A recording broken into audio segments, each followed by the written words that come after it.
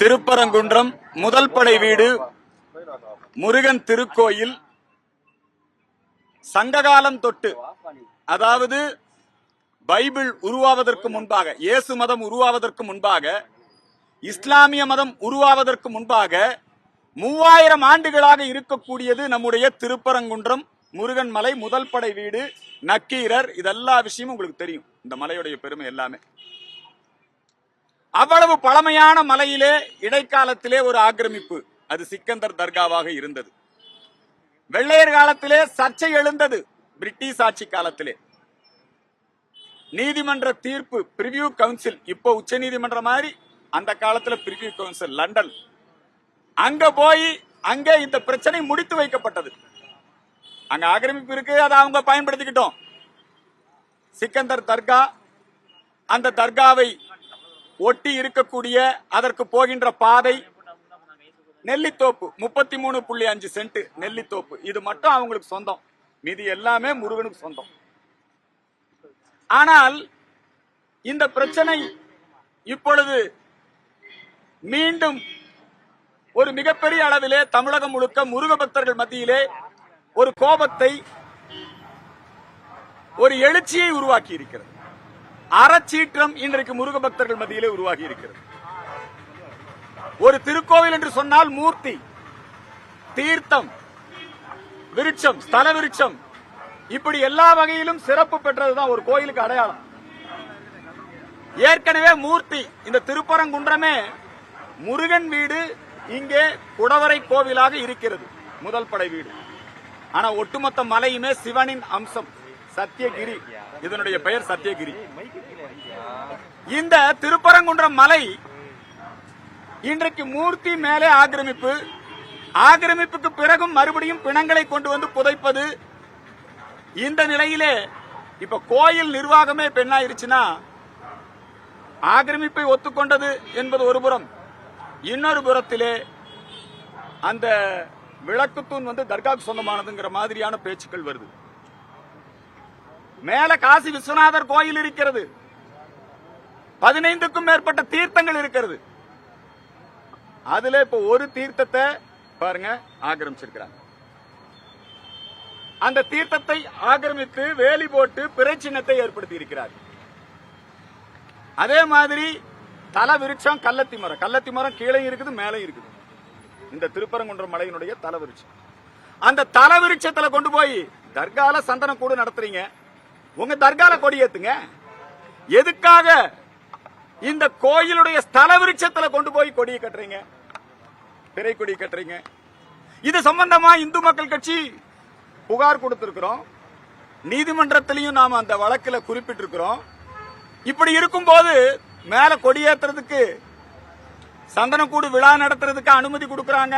அந்த பேச்சுவார்த்தையில ஆர்டிஓ பொதுமக்கள் தரப்பையோ இந்துக்கள் தரப்பையோ கூப்பிடவே இல்லை. கூப்பிடாமையே நீங்க விழா கொண்டாடிக்கீங்க அப்படின்னு சொல்லி அவங்க வந்து அனுமதிச்சாங்க. இது ஒரு சட்ட விரோதம், நீதிமன்ற தீர்ப்பை அவமானப்படுத்துவது. தொடர்ந்து ஆக்கிரமிப்பு.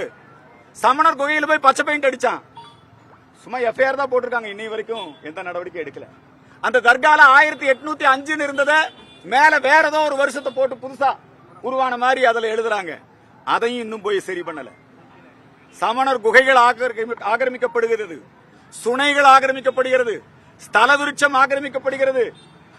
ஆக மொத்தம் மலை மேல முழுக்க அவர்களுடைய ஆக்கிரமிப்பு தொடர்கிறது. அதுக்கு அரசு துணை போகிறது, கோயில் நிர்வாகம் துணை போகிறதா வருத்தமா இருக்குது. இது சம்பந்தமாக இன்றைக்கு முறையாக திருக்கோவில் நிர்வாகத்திலே புகார் கொடுத்திருக்கிறோம். நீதிமன்றத்திலும் இந்த விஷயத்தை எடுத்துச் செல்ல இருக்கிறோம் என்பதை இந்த நேரத்திலே தெரிவித்துக் கொள்கிறேன்.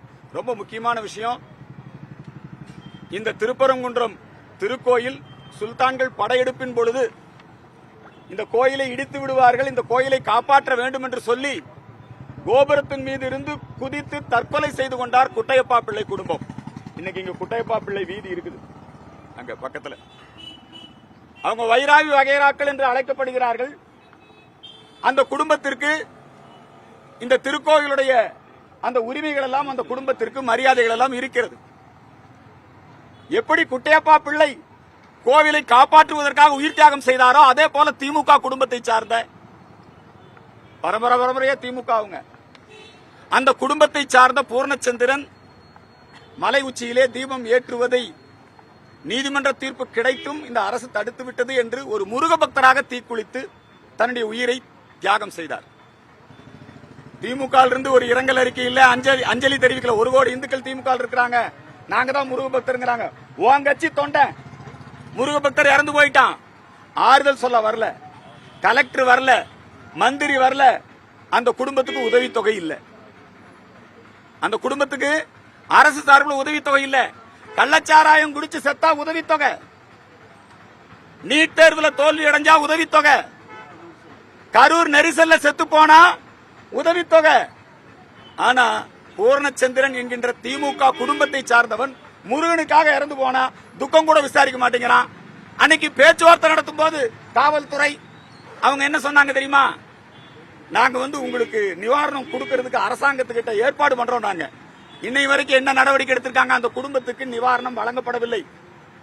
பூர்ணச்சந்திரன் குடும்பத்திற்கு அரசு வேலை வழங்க வேண்டும், பூர்ணச்சந்திரன் குடும்பத்திற்கு நிவாரணம் வழங்க வேண்டும் என்கிற கோரிக்கையை இந்த நேரத்திலே நாங்கள் மீண்டும் வலியுறுத்துகிறோம். அடுத்தது பாரதிய ஜனதா கட்சியினுடைய தலைமைக்கு மிக முக்கியமான வேண்டுகோள். பாரதிய ஜனதா கட்சி தான் இன்றைக்கு இந்துக்களை ஆதரிக்கக்கூடிய ஒரே கட்சியாக இருக்கிறது.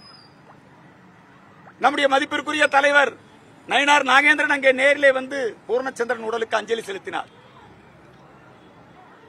பாரதிய ஜனதா கட்சி மற்றும் இந்து அமைப்புகள் சார்பிலே 10 லட்சம் ரூபாய் இழப்பீடு கொடுத்தார். அவருக்கு நாங்கள் எங்களுடைய நன்றியை தெரிவித்துக் கொள்கிறோம். அதே போல பாரதிய ஜனதா கட்சியுடைய எம்பிக்கள் நாடாளுமன்ற குழு இங்கே திருப்பரங்குன்றத்துக்கு வர வேண்டும். கரூர் நெரிசல் சாவுக்கு நாடாளுமன்ற குழு வந்தது, விசாரிச்சாங்க. பிஜேபி சார்பில் நிதி உதவியும் பண்ணாங்க. நம்முடைய நயினார் நாகேந்திரன் அவர்களும் பாரதிய ஜனதா கட்சியுடைய நாடாளுமன்ற உறுப்பினர்களும், ஏன்னா இண்டி கூட்டணி திமுக கம்யூனிஸ்ட் நாடாளுமன்ற உறுப்பினர்லாம் போய் தீபம் ஏத்தலான்னு தீர்ப்பு கொடுத்த நீதிபதியை டிஸ்மிஸ் பண்ணணும்னு இம்பீச்மெண்ட் கையெழுத்து போடலாம். அப்ப பிஜேபி எம்பிக்கள் ஒரு குழுவாக இங்கே வந்து பூர்ணச்சந்திரன் குடும்பத்தை சந்திக்க வேண்டும், இந்த பகுதியிலே ஆய்வு மேற்கொள்ள வேண்டும். பூர்ணச்சந்திரன் குடும்பத்தை சார்ந்த அந்த குடும்பத்துக்கு மத்திய அரசு வேலை வாய்ப்பு வழங்க வேண்டும். இந்த கோரிக்கையை பிஜேபிக்கு நாங்கள் இந்த நேரத்தில் முன்வைக்கின்றோம்.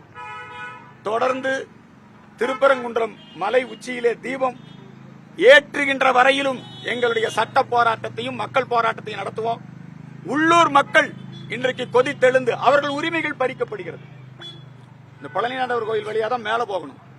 அந்த தெருவை சார்ந்த பெண்கள், அந்த தெருவை சார்ந்த பெண்களை அவங்கள கைது செய்து மண்டபத்திலே அடைத்து அவங்க தீபம் பத்த வைக்கிறாங்க. தினசரி அவங்க அவங்க வீடுகளில் சேவற்கொடி ஏற்றிருக்காங்க.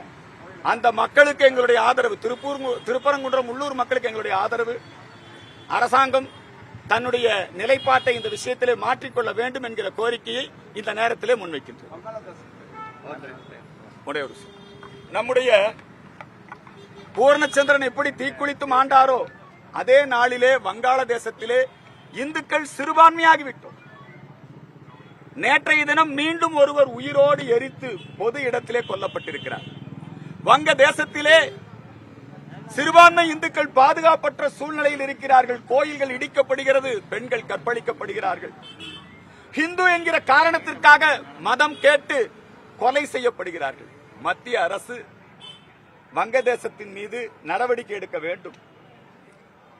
குறிப்பாக ஐநா சபையிலே முறையிட வேண்டும். தேவை ஏற்பட்டால் இந்திய ராணுவத்தை அனுப்பி வங்கதேசத்து சிறுபான்மை இந்துக்களை பாதுகாக்க நடவடிக்கை எடுக்க வேண்டும். நான் சர்வதேச சமூகத்தை கேட்கிறேன், கம்யூனிஸ்ட் கட்சிக்காரனை கேட்கிறேன். பாலஸ்தீனத்திலே முஸ்லீம்களுக்காக நீங்க ஆர்ப்பாட்டம் பண்ணீங்கல்ல, சேவ் சிரியா, சேவ் பாலஸ்தீன், எங்க போனீங்க திமுக காரங்க, எங்க போனீங்க கம்யூனிஸ்ட் காரங்க? இன்னைக்கு சிறுபான்மை இந்துக்கள் உயிரோடு எரிக்கப்படுகிறார்களே. உங்களுடைய அந்த மனித உரிமை, அந்த ஆர்வம் எங்கே போனது? மனிதநேயம் எங்கே போனது? இந்துக்கள் கொல்லப்பட வேண்டியவர்களா? அப்படித்தான் கம்யூனிஸ்ட் கட்சி நினைக்கிறதா? இதையெல்லாம் தாண்டி கம்யூனிஸ்ட் கட்சி தலைவர் சொல்றாரு அது சிக்கந்தர் மலைதாங்கிறாரு. நீதிமன்ற அவமதிப்பு சண்முகம் சொன்னது. ஆகவே இந்தியாவில் இருக்கக்கூடிய அனைத்து இந்துக்களும் வங்கதேசத்தில் இருக்கக்கூடிய இந்துக்களுக்கு ஆதரவு தெரிவிக்கிறோம். அதே போல பூர்ணச்சந்திரன் மற்றும் தீபு சந்தர் ஆகியோருக்கு நாங்கள் எங்களுடைய அஞ்சலிகளை, வீர வணக்கத்தை தெரிவித்து எல்லா திருக்கோவில்களிலும் தீபம் ஏற்றி வழிபாடு செய்வோம் என்பதை தெரிவித்துக் கொள்கிறோம்.